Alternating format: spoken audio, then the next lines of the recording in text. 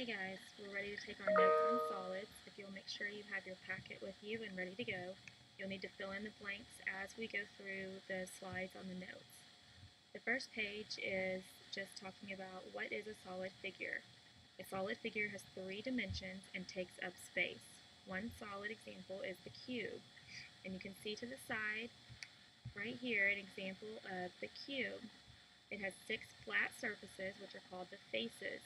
So this square on the side, this one on the side, there's one on this other side, and then one in the back, one on top, and there's one on the bottom.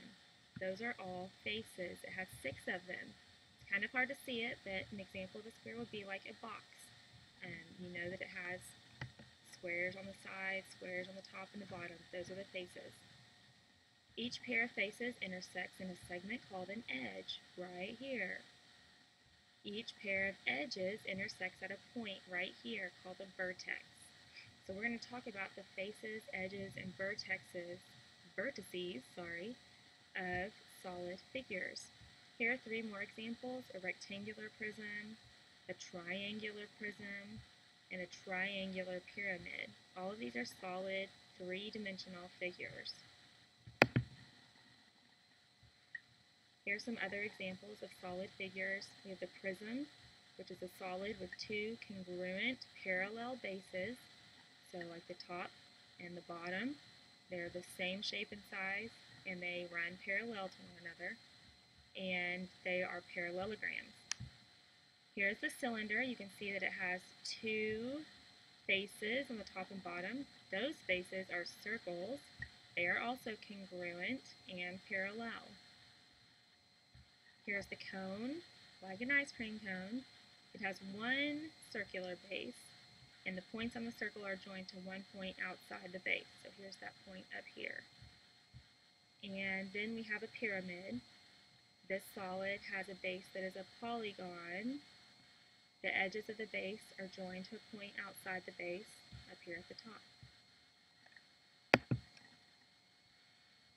Naming the parts of a solid. So here is our solid figure over here. The vertices are A, B, and C, X, Y, and Z. Those are just the points. The edges, to name the edge, you're going to name this line segment. So this is line segment AB. And remember how to write that. You write AB with a line segment over the top. Then we have line segment AC and line segment BC. On the other side, we have line segment XY, line segment XZ, and line segment YZ. And then we can't forget these edges out here. So we have segment AX going along the back side, segment BY going across the top, and segment CZ right here. These are all the edges, the straight lines. And the faces, name it by calling it by its shape. So this is triangle ABC, and this back face is triangle XYZ. The sides and the bottom are quadrilateral. So we're going to call it quadrilateral ABYX on the back side, CBYZ on this front side, and then AXZC on the bottom. Do you know how to name the vertices? Tell me what these vertices are. Stop and write them down. We have A, X, C, and B. Vertices are just the points. The faces, you're going to name that shape, remember. So stop and write down the name of the faces if you can name all of them. There are 4 faces on this one. They are triangle ABX, triangle BCX, and triangle ACB. When you're naming the faces, it does not matter what order you put those letters in, as long as you say triangle, and then be sure you include all 3 letters.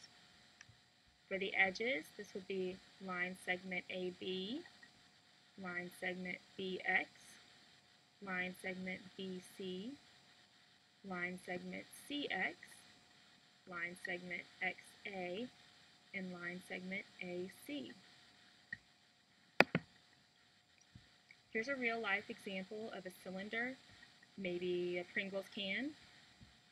It has two circular bases that are congruent and parallel. Can you think of any other shapes that look like a cylinder? Be ready to talk about those in class tomorrow. Here's an example of a prism, a Kleenex box. It has two congruent parallel bases, top and bottom, and faces that are parallelograms on the sides. Can you think of any other examples that are a prism? Write those down too. And here's a real-life example of a cone, shocking, an ice cream cone. But can you think of anything else that has this shape that is not an ice cream cone? This shape has one circular base, and then all the points join up here at the top, just like we said before. And I want you to try this on your own. You can pause it, stop it, whatever you need to do. But I want you to name the faces, the vertices, and the edges on this shape. And we will check that together in class tomorrow. That is all for our solids today. Be sure that you understand these. Go back and watch it again if you need to.